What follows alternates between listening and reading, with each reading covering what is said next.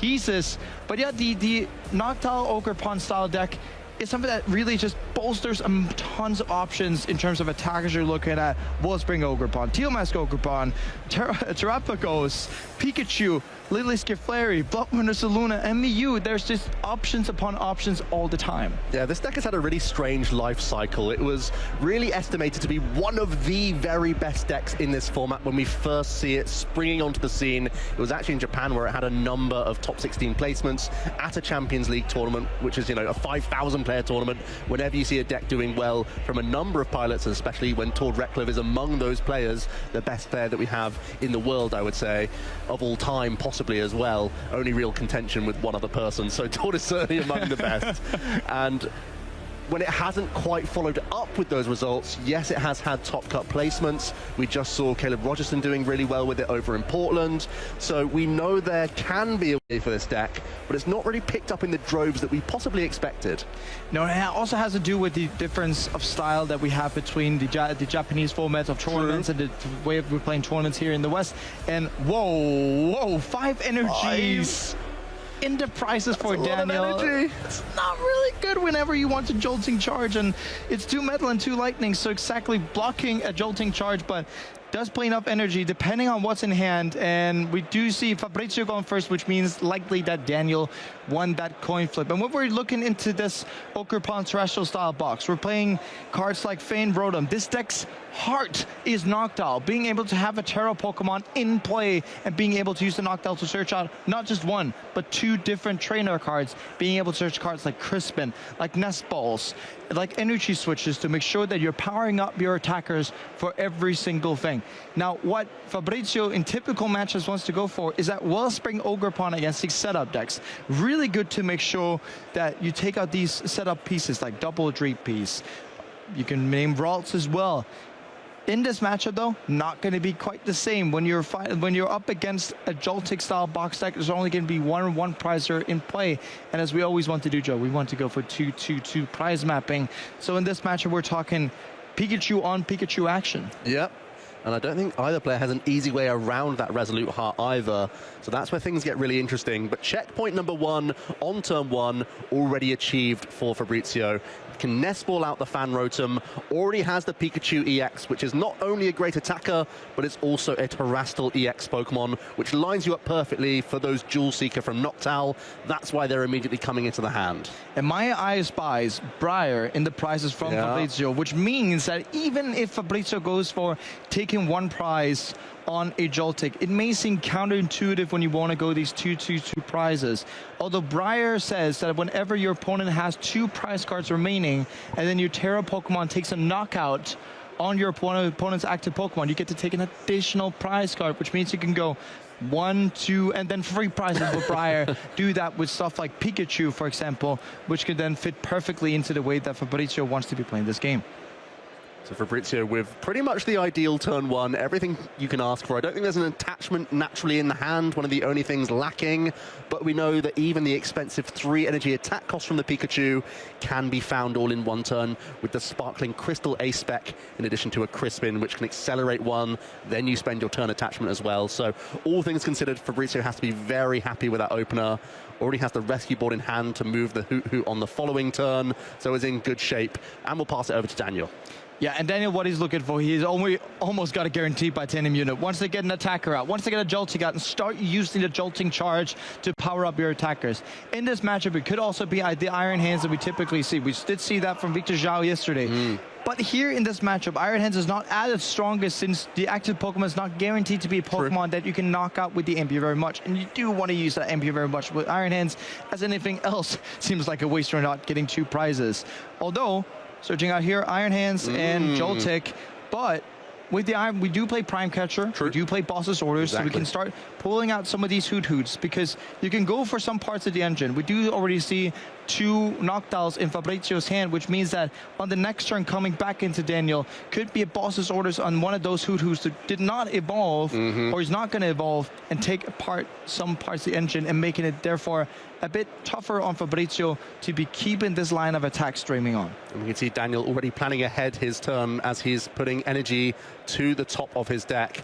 With the Latias EX found, that Skyliner ability will allow the free retreat now of Miraidon EX, which means we can go into Joltik. The Jolting charge is the crucial component of this archetype that gets our energy flowing, and look at this. 3 energy immediately onto the Iron Hands EX.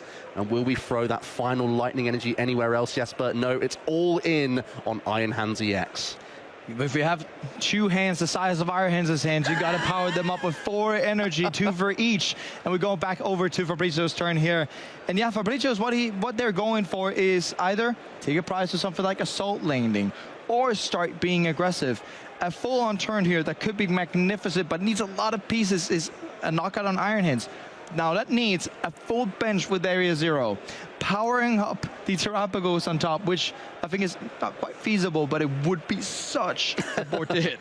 Yeah, the 1 copy of the Teal Mask Ogerpon EX in the prize cards is really unfortunate, because even with 2 Jewel Seekers, you can't make Energy Switch plus boss combinations happen. That would have been one of the only ways to launch an aggressive Gusting prize. Although you could go for something like the Sparkling Crystal. That would also do seem very all-in, would mean you would need Sparkling Crystal.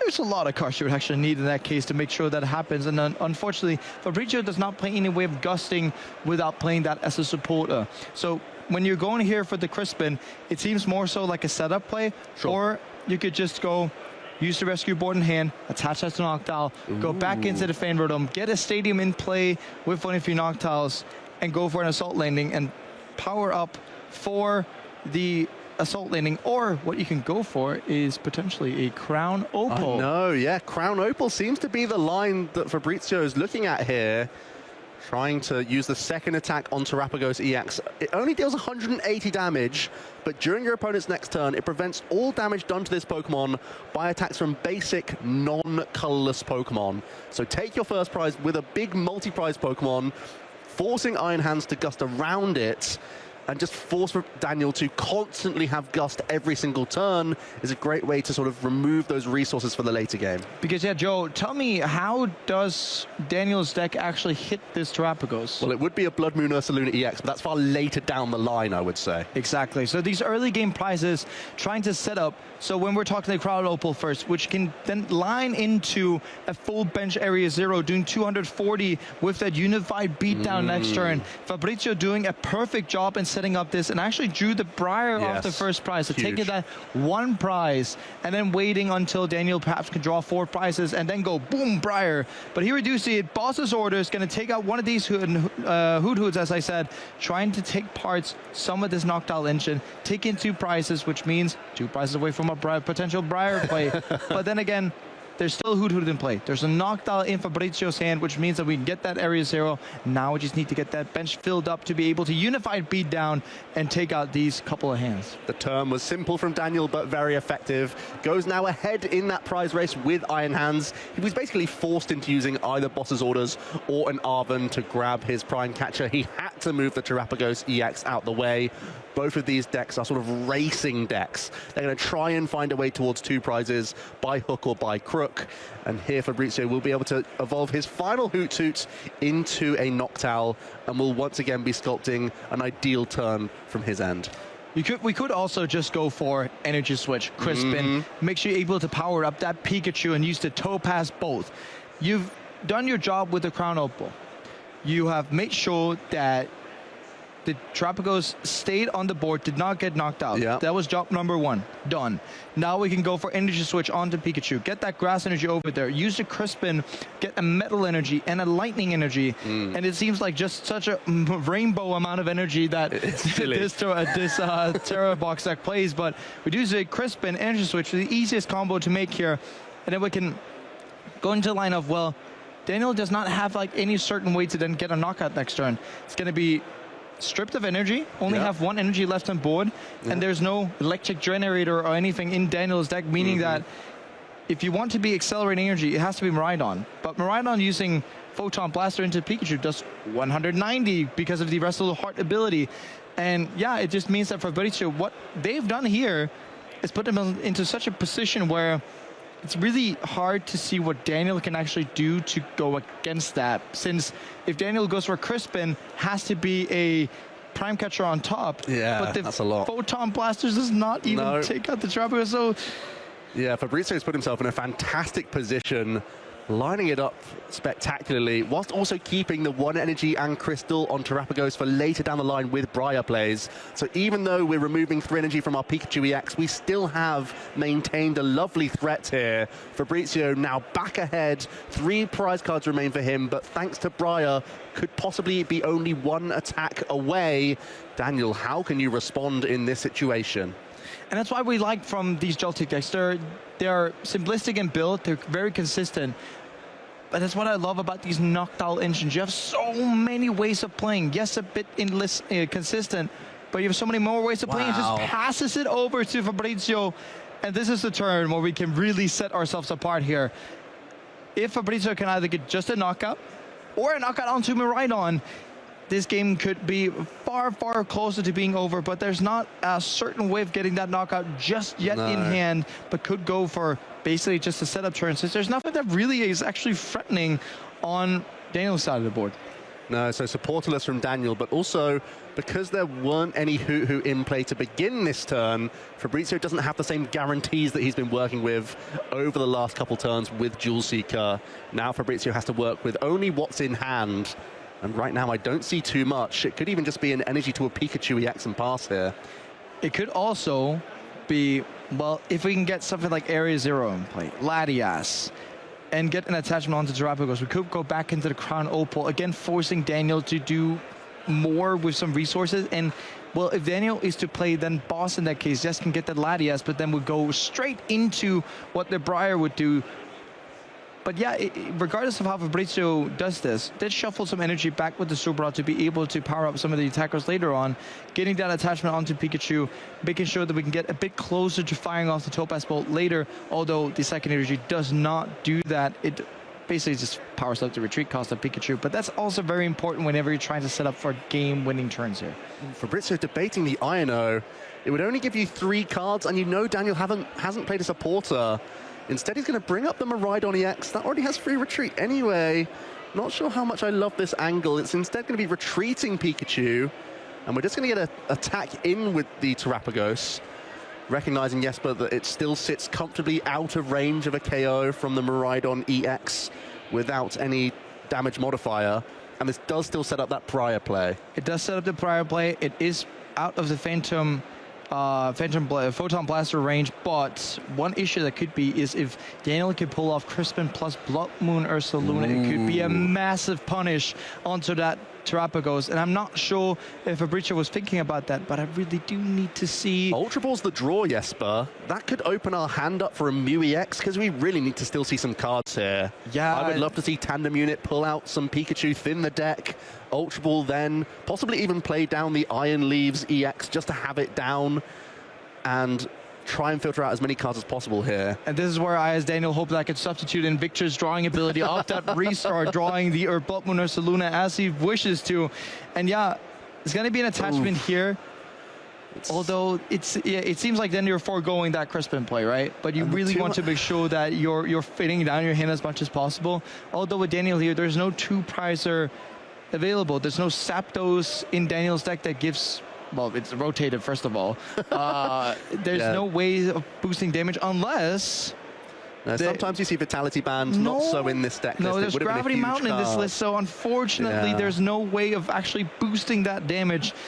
Quite unfortunate on Daniel's side, but it's a list choice that people are making sometimes, and whether or not you play into Gravity Mountain, which counters both Dragon Ball and Gardevoir, but in this case here, the Vitality Band could be very, very nice to have. And yeah, Joe, I just don't see how we do a knockout this turn from Daniel's side that actually does something to the board.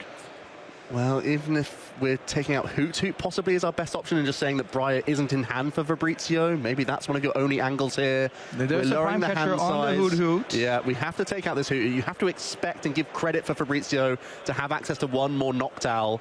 So let's lower our hand size down and restart for 3 big cards here. And these have to be very, very big cards. First of all, we have to be talking about supporters like Crispin being able to power up. A different attacker, but I'm not seeing it, unfortunately. No. It was just the boss's orders coming into the hand. So at this point, Daniel's saying, Fabrizio, I hope without Noctowl that you can't find a Briarline. Although, of course, Daniel only going down to 3 prize cards. It's not game, set, and match just yet. No, but if Fabrizio can try and start to set up this Pikachu EX. Also just trying to find Stadium and use a Fan Rotom here would be perfect.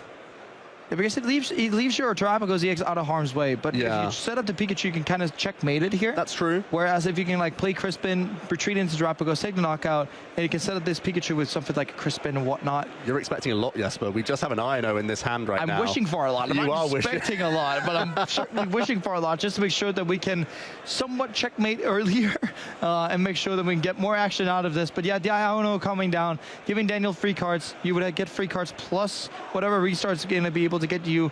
Does get that metal energy for next turn, but still would need a Crispin to be attaching that last energy as well. We were looking for Nest Ball or Ultra Ball to unlock Mew EX our own side, or Pheasantipity for future turns for more of a safeguard. Now we're really not sat on much.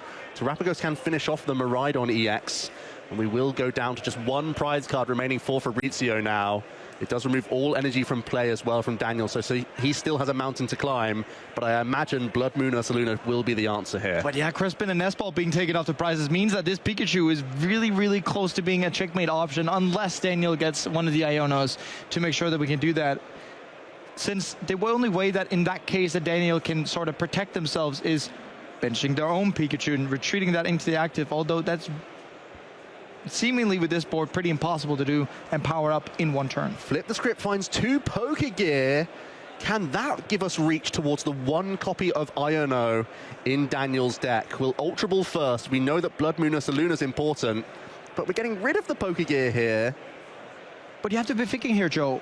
If we get that, if we get to go for the Iono play, how do we get into a good attacking spot as well? We'll have to grab the Blood Moon Ursaluna. We have to Iono at the same time. It has to be the only thing that Daniel seemingly can do in this spot.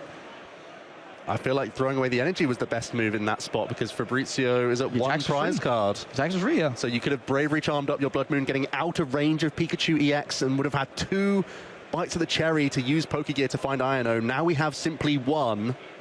It does mean that Daniel will be able to attach energy elsewhere, trying to find a final attacker to close the game, because Daniel will only be taking 2 prize cards here with the Blood Moon attack. Yeah, one of the issues that we're going to be seeing there is with the Prime Catcher being used already, and with the Iron Leaves already being in play, when the Blood Moon attacks, it's going to be stuck there in the active, or you're not going to be able to do the Blood Moon attack against it. It has to move to the bench and then stay active again, which can only be done by, you know, either Prime Catcher or Iron Leaves being put down, up, and use the future booster captures to retreat. So yes, we do get the Braver Charm here, but Grass Energy to Iron Leaves, perhaps, then? Let's see our cards from Pokegear first. Yeah, it has 7 big cards. Iono's the big hit. I see Arven, I see Boss's orders. It doesn't look like it, no. We don't see the ideal supporter in this instance. Boss's orders can still come to the hand, unless we take nothing and try and restart for additional cards for one last hope. Yeah, I would like that, because we're looking at it as a spot where we know it's Iono or bust. And if we're taking cards here, it means that we can't draw any extra cards of restart, although we do know that with the Bravery Charm being attached to our Saluna, we could have a way of... You're a little safer around that Pikachu. Yeah, exactly, yeah. It is coming down to the wire now. I think even a Crispin would have been a better option, and you could fully power up or get closer to powering up Iron Leaf, so once you've moved out of your Blood Moon, you have a follow-up attacker. Oh, this is interesting. I do like this one. That's a really good attacker with Crispin next turn. That's so much smarter, yeah. The attachment to the Pheasantipity being valued to close out your final prize card. Let's restart for 2 cards. Arven, Lily's Clefairy EX, not ideal. Yeah, and I really have to touch on this being like super smart, since with the Cruel Arrow from Pheasantipity, you're able to do 100 damage on a bench Pokemon. Well, Noctowl and Fan Rotom are both within that 100 damage range, so you can take the knockout here on Terrapagos with that Blood Moon for free, and next turn you can go ahead and say, I'll Crispin, put 2 energies to that Pheasantipity, free retreat with a Latias with the Skyliner, and whoop-de-doo, you've taken 3 prizes in 2 turns. And looks like Daniel's picking up another couple great cards here. The Earthen Vessel can in the deck for you next turn, so you can restart again for more cards, and the Bravery Charm. It's another piece to put you out of range on more Pokemon. He's actually setting himself up for the only way I think he could win in 2 turns, with both his switching cards used.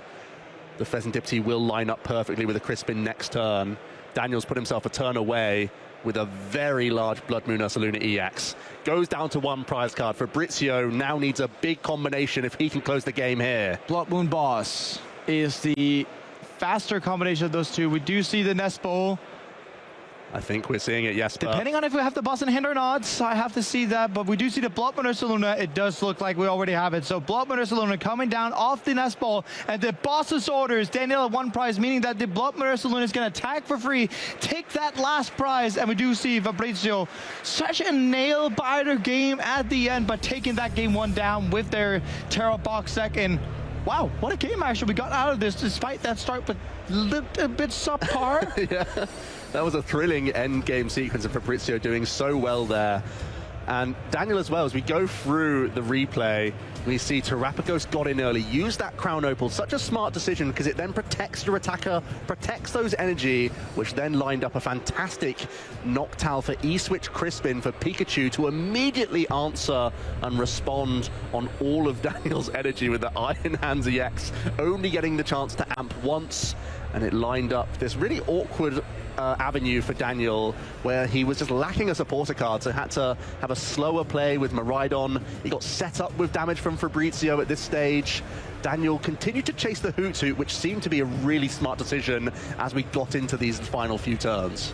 Yeah, as we got into these final few turns, it looked like a nail biter in terms of Daniel pulling off that Blood Moon Ursaluna, and we were looking at Fabrizio's option to go ahead and potentially disrupt, but here, coming for the Nest Ball for the Blood Moon Ursaluna, being able to attack for free, boss's orders onto pretty much everything that Daniel had on their bench, and being able to take this game 1. Half an hour left on the clock, we could actually be seeing 2 full games being able to unfold here, since both of these decks are what it describes as deck that not necessarily takes a long time to play, but doesn't take many turns to play when we're talking about the time rules here. Yeah, they all try and win in 4 turns, really, ideally. You're going for either a Joltik attack into many multi-prize turns, or you're getting Jewel Seeker unlocked, which then enables many multi-prize turns as well. It did look quite routine at the end game for Fabrizio there. He just happened to have Nest Ball and Boss in hand, but that was just, oh hey, I happen to have that combination. There was no Hoot Hoot down, there was no Mew EX or Pheasantipity. He had to have the cards right there and then to actually close out that game. So it really did come down to it. I'm really excited to see what our game 2 has on offer as we start to see some prize cards. Again, 3 of the Crispins of the 4. Pretty dangerous for Daniel. He's going to have to lean into Joltik really heavily here. Yeah, and Fabrizio going first again. These Joltik does want to go second, but we have to remember that game 1 was a game where Fabrizio did not have access to Teal Mask Ogerpon, which essentially nets you an extra energy attachment and an extra card in hand per turn. Getting into the fan road up here, you want to look for the Noctowl and Hoot Hoot pieces to make sure that your entire of your engine gets to work at all.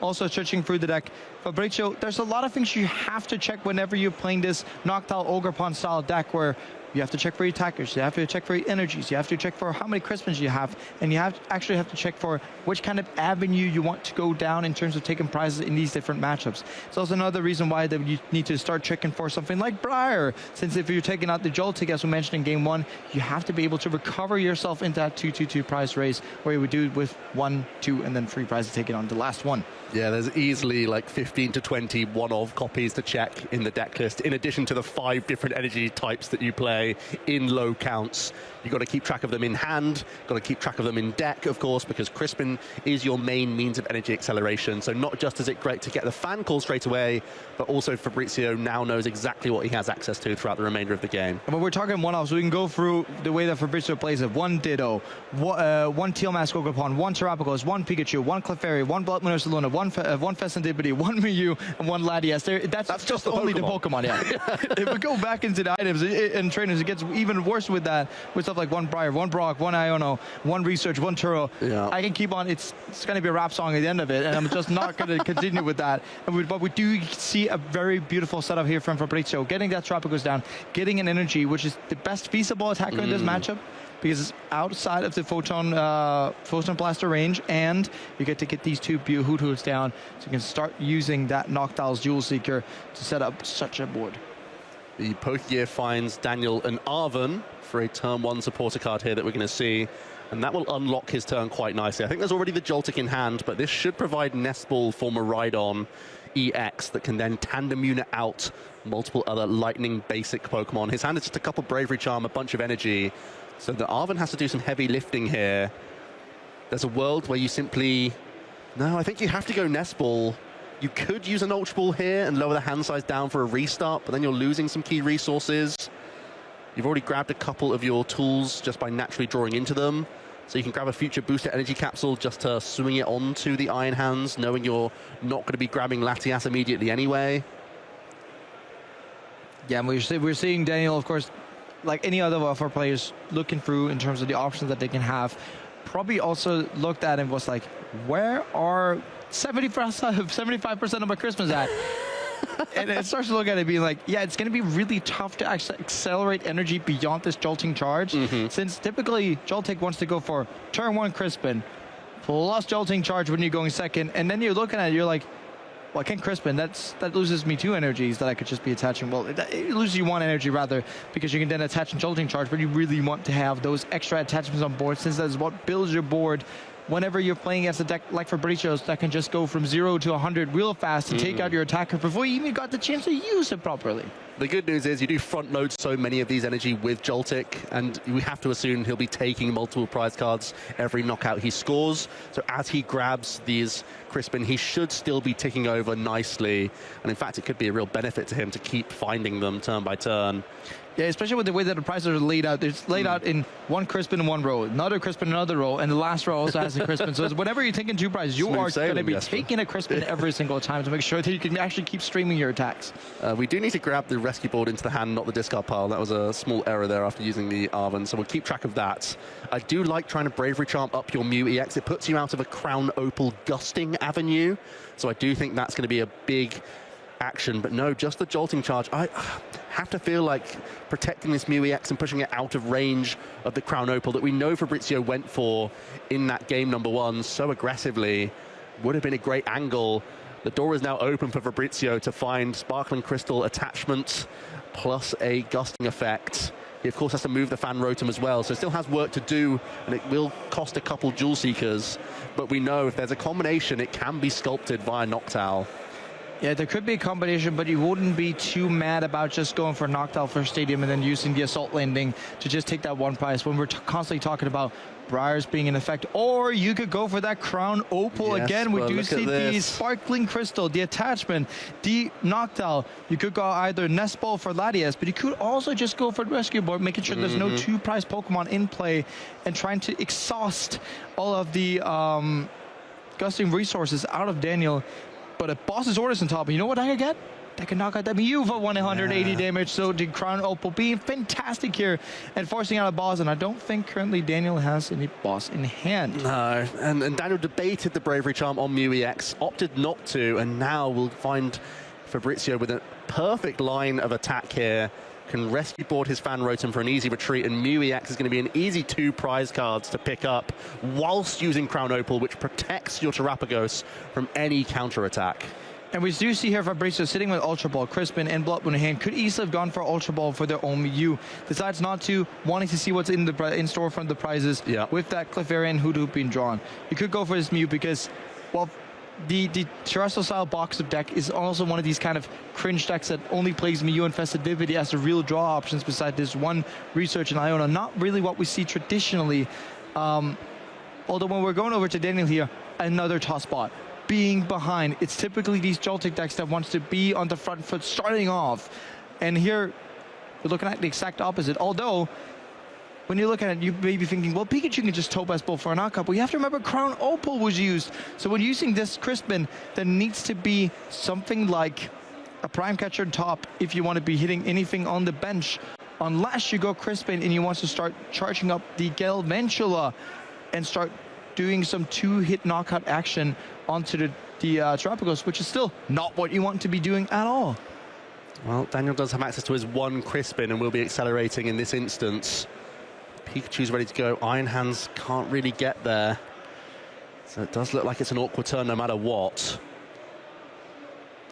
Yeah, this has just been such a powerful Crown Opal. Typically, the downside of Crown Opal is that the damage output is just so low that typically it can't find an easy 2-prize route.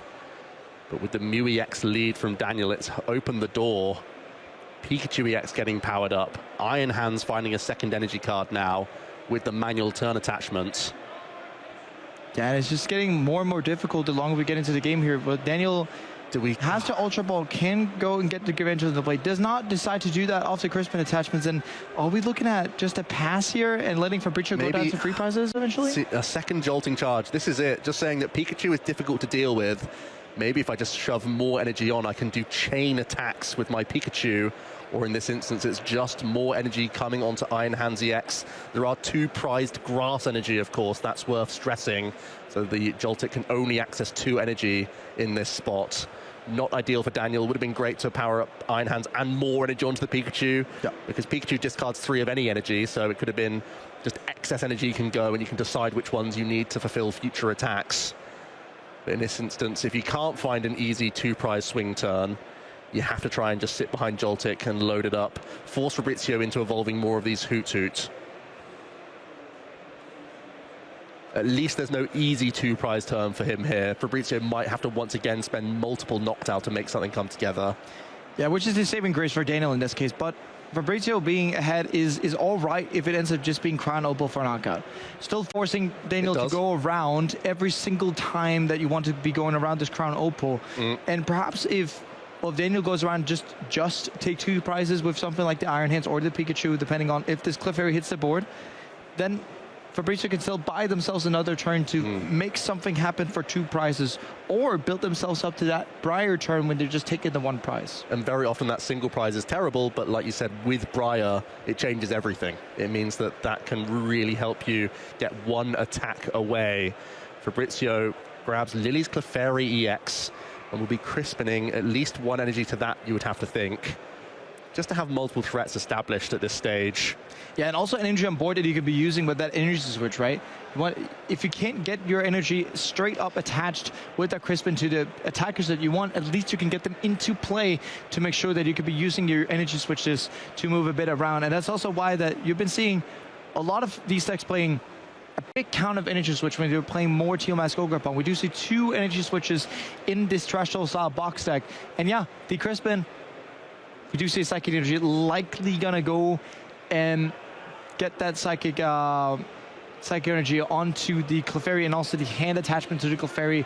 And also Fredden's Daniel has to be playing very disciplined here from here on out to actually make sure that this Clefairy is not going to be dealing any 1-hit knockouts. So this tanky turtle takes another prize. Now Fabrizio 1 game ahead and 3 prize cards up in game number 2 of our Swiss round 11.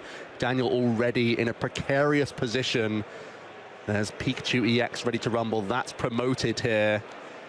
Does have to move this Terrapagos EX out the way because of the Crown Opal. So to find some of these prize cards, there's the Arven now in hand.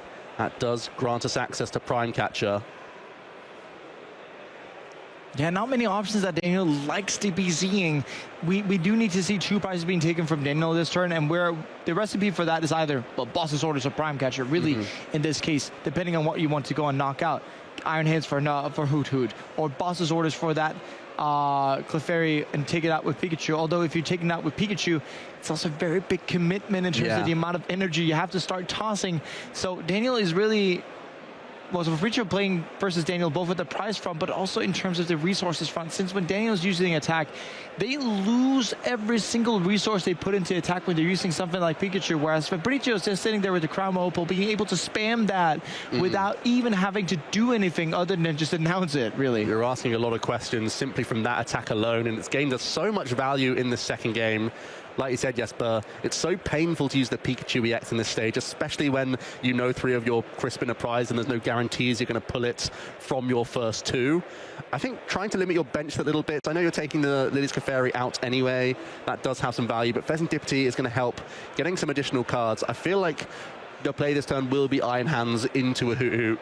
Daniel's already scouted his Arven with the Prime Catcher that we know is rooting around in the deck. But first, it's going to be the flip the script for 3 fresh cards here. And it's going to be Prime Catcher coming to the hand, actually. Prime Catcher really good here for perhaps guaranteeing a way to grab these 2 prize cards here. I don't think there's any other way of which that Daniel wants to go about it either. But it's a question of, do you want to take the knockout on Clefairy with something like Pikachu, or do you want to go for Hoodoo? Or if you can combine Boss's Orders and Prime Catcher, you can actually still get to knock out a Terapagos, since that when the Terapagos goes to the bench, it actually resets the Crown Opal effect. So if we can get a Boss's Orders off here, we can do the good old way of getting around that effect. But we do not see any supporters. And actually, for the first time on our stream this event, no supporters of Pokégear. Total failure. Tough break for Daniel. He'll now have to suffice with an Arven. I think a number of his tools are already thin from the deck. Does still have that future booster energy capsule rooting around somewhere, I believe. But possibly, again, just grab a Pokégear for next turn, or just grab a Nest Ball for the future turn. Yeah, and I love how Daniel was just looking at the boss being like, darn you, why couldn't you be top with the deck, mate? And yes, with the way of doing that, you could have actually been making sure, or not making sure, but you could have made it way harder for Fabrizio to keep up this Crown Opal spamming situation, where it forces Daniel to pull cards out of his deck. He doesn't want to do every single turn, while Fabrizio can also set it up like just by taking small prize advantages constantly and holding those up. And with the way that it's being done right now, with you're forcing Daniel to Pokégear, failing the Pokégear, having to go Arven, Fabrizio looks at it like, yeah, he ain't touching my Terapagos this turn.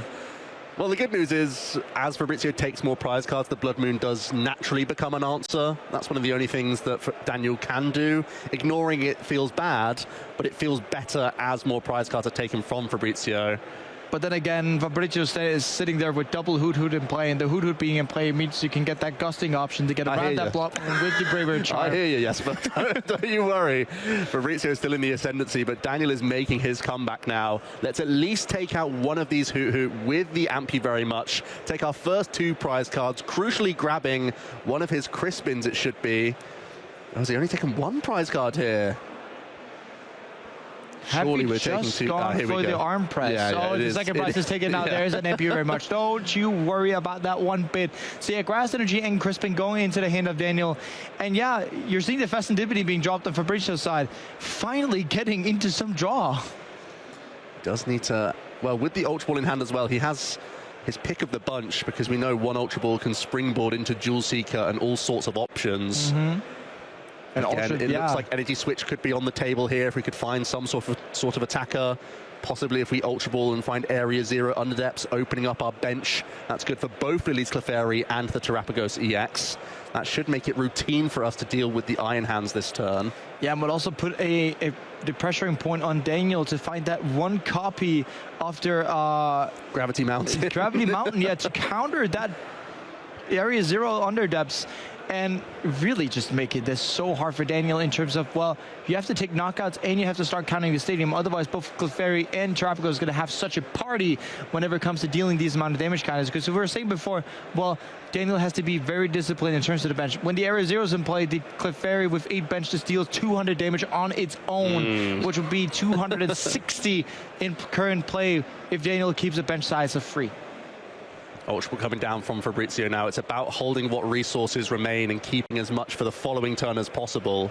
So this Jewel Seeker will fix this turn with Area 0, a number of basics already in the hand. Can we even Nest Ball out perhaps a Mew EX here to fill your bench?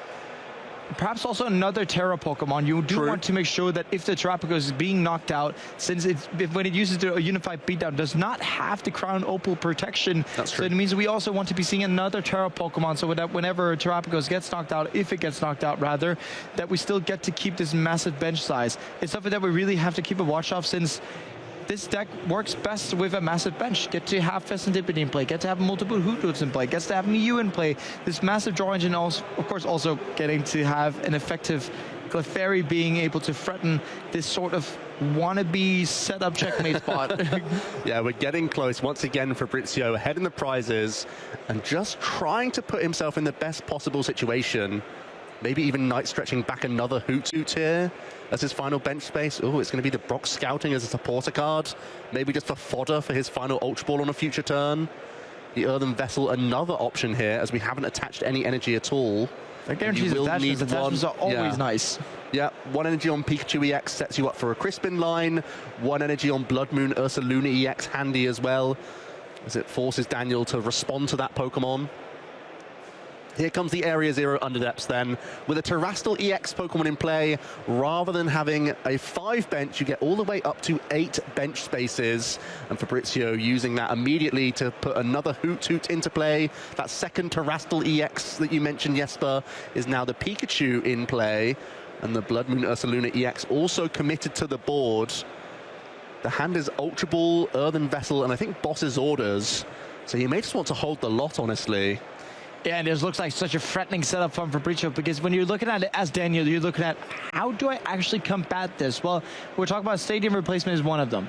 Get to remove some of the damage counters you could be doing with Clefairy. But if Daniel takes 2 prizes, an energy and a boss would always, in these kinds of situations, be enough, since, well, Daniel doesn't run enough Bravery Charm to do that. There's 2 Bravery Charms. If you put into both Festivity and Rhydon, could be doable, but then you have to attack with Pikachu, leaving you without any resources on board. So it just gets more and more difficult in these types of situations to, as Daniel, disrupt and win. It's that one iota again that we have to find, Jesper. Such a critical one of, even in an aggressive archetype like this, Daniel once again has to find it if he wants to be winning this second game here. The Full Moon Rondo doing perfect math to deal with Iron Hands EX. And now Daniel has a 4 prize buffer to try and overcome. Blood Moon Ursaluna EX himself comes into the hand. Surely has to be one of his safest options. Bravery Charming up this Blood Moon Ursaluna was one of his strategies in the previous game. Even though it didn't work out in that game specifically, it was one of the things keeping him in the race. Yeah, it was very closely working out with that Blood Moon Ursaluna. Unfortunately, in that game, Fabrizio sitting with the exact cards needed. Although I don't see any outs of like Iono in the hand of Daniel, which means that there's going to be a bunch of resources that Fabrizio is being allowed to have in hand, like the Hoodoo being in play could just be easily evolved into something like a Noctowl. So yeah, the Bravery Charm going back onto the Blood Moon Ursaluna, making sure that something like a Pikachu cannot take it out, or an opposing Blood Moon. But yeah, I was thinking we could go low with the Vessel and the Ultra Balls, but the Mew EX, of course, was the first Pokemon knocked out. Yeah, so we going need a nice low can't that. top us up. Yeah, that means there's going to be no hand disruption, just the retreat into Blood Moon Ursaluna EX. Daniel will launch a Blood Moon attack and take the KO on Lily's Clefairy, but it's down to Fabrizio now with 1 Hoot in play, 1 Pheasantipity EX on the board, but already Boss's Orders in the hand. I see Boss's Orders, and I do see a way of getting attachment to Blood Moon Ursaluna. Blood Moon Ursaluna plus Boss is the favored combination to get you the second game victory, and Fabrizio Dallone 2-0. Almost getting their way into a top cut spot, and they're buying very, very close here. This might be the day where we finally get to see this terrestrial box winning a tournament and breaking the absolute